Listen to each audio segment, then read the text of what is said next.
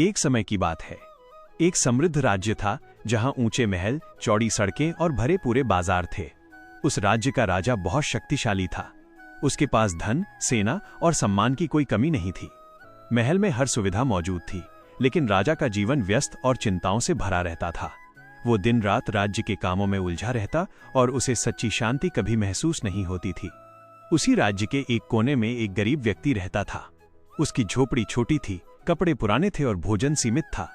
वो दिन भर मेहनत करता, कभी खेतों में काम करता तो कभी दूसरों की मदद। उसके पास धन नहीं था, लेकिन उसका जीवन सरल था।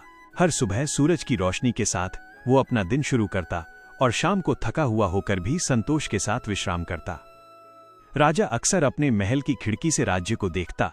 उसे लोग काम करते, हंसते और अपने जीवन में व्यस्त दिखाई देते। एक दिन उसकी नजर उस गरीब व्यक्ति पर पड़ी जो कठिन परिश्रम के बाद भी शांत और प्रसन्न लग रहा था। यह दृश्य राजा के मन में एक अजीब सा प्रश्न छोड़ गया। कुछ समय बाद राजा ने वेश बदलकर राज्य का भ्रमण किया। वह गलियों, खेतों और बस्तियों से होकर गुजरा। उसने देखा कि लोग कम साधनों में भी जीवन जी रहे थे। उसी दौरान वो उस गरीब की झोपड़ी के पास पहुंचा। झोपड़ी साधारण थी, लेकिन वहां साफ सफाई और व्यवस्था थी। गरीब व्यक्ति अपने काम में लगा हुआ था और उसका चेहरा संतोष से भरा था। राजा ने महसूस किया कि उसके अपने महल में अपार धन होते हुए भी वो मन की शांति से दूर था, जबकि ये गरीब व्यक्ति कम साधनों में भी संतुलित जीवन जी रहा था।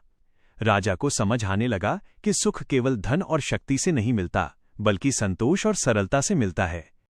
राजा जब महल लौटा तो उसका दृष्टिकोण बदल चुका था। उसने अपने जीवन में संतुलन लाने की कोशिश की।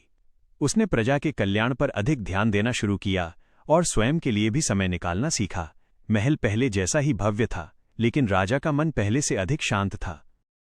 उधर गरीब व्यक्ति का जीवन पहले जैसा ही चलता रहा। वो मेहनत करता रहा और संतोष के साथ जीवन जीता रहा। राज्य में समय के साथ शांति और खुशहाली बढ़ने लगी। इस प्रकार राजा और गरीब दोनों ने अपने अपने जीवन से ये सिद्ध किया कि सच्चा सुख बाहरी वैभव में नहीं, बल्कि मन की शांति और संतोष में छिपा होता है।